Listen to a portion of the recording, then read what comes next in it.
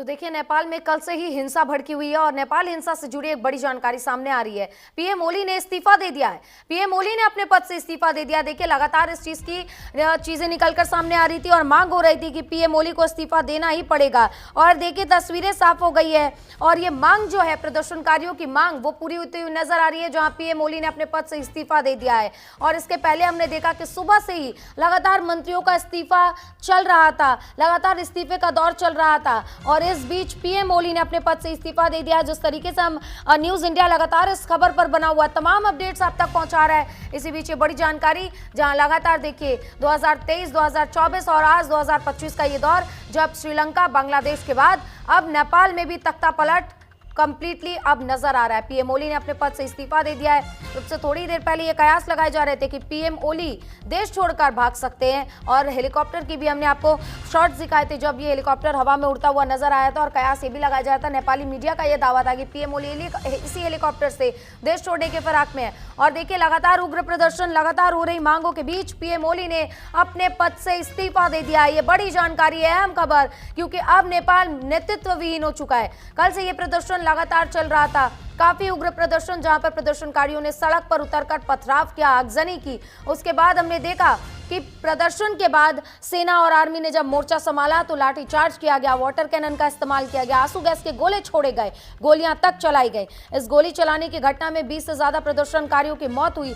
न सिर्फ इतना, बल्कि 200 से ज्यादा प्रदर्शनकारी घायल भी हुए थे। और इसी के बाद से ये जो जेंजी के बच्चे इस वक्त प्रदर्शन कर रहे हैं नेपाल में, इनका गुस्सा और ज्यादा भड़क गया और इसके बाद वो वहीं नहीं रुके, बल्कि संसद भवन में घुस चुके हैं। कई मंत्रियों के घर पर, कानून मंत्री और संचार मंत्री, इतना कि नहीं वित्त मंत्री, इन सभी के घरों पर घुसकर आगजनी, तोड़फोड़ की। यहाँ तक कि राष्ट्रपति के निजी आवास में भी घुसकर प्रदर्शनकारियों ने तोड़फोड़ की है। ये तस्वीरें, ये खबर अब क्लियर हो चुकी है कि पीएम ओली ने अपने पद से इस्तीफा दे दिया। लगातार पीएम ओली के पद से इस्तीफे की मांग हो रही थी और यह कहा जा रहा था कि नेपोटिज्म और भ्रष्टाचार को बर्दाश्त नहीं किया जाएगा। हालांकि सरकार कह रही थी कि ये जो सोशल मीडिया पर बैन लगाया गया है, वो इसलिए लगाया गया है क्योंकि इन तमाम प्लेटफॉर्म्स ने हमारे साथ कोई करार नहीं किया है। लेकिन वहां के जो जेनजी के बच्चे, यानी कि जो युवा है, उनको बहकाया नहीं जा सकता। देखिए, आमतौर पर हम देखते हैं सोशल मीडिया पर कई ऐसी खबरें सामने आती है जो झूठी भी होती हैं, लेकिन कहीं ना कहीं वहां के जो लोग थे, वहां की जो जनता है, वो समझती है कि भ्रष्टाचार देश में चरम पर है।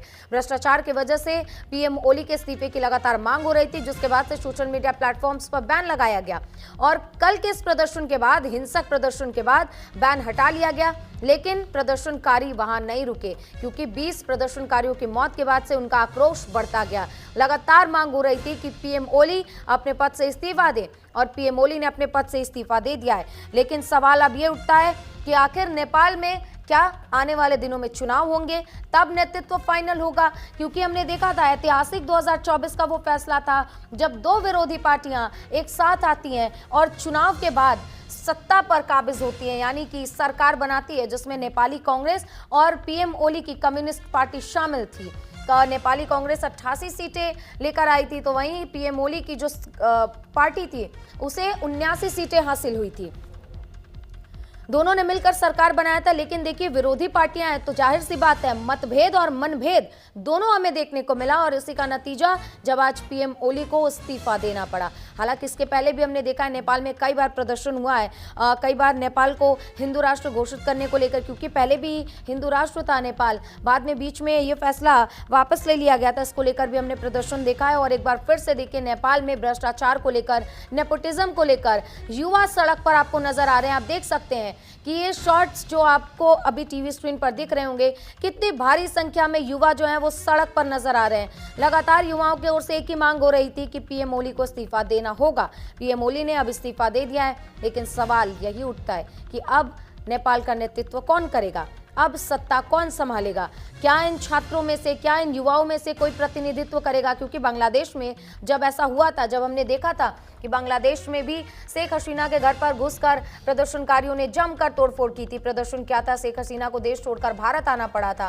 पीएम ओली दुबई जा सकते हैं, ऐसी खबरें निकलकर सामने आ रही है। नेपाली मीडिया का यह दावा है कि पीएम ओली दुबई जा सकते हैं, बीमारी का बहाना लेकर दुबई जाएंगे। लेकिन दुबई ऐसा देश है जो इन तमाम मुद्दों से अलग रहना चाहता है, वो किसी के राजनीतिक मुद्दों में दखल नहीं देता। तो अगर पीएम ओली दुबई जाते हैं तो बहुत ज्यादा दिन तक शरण लेना उनके लिए मुश्किल हो जाएगा।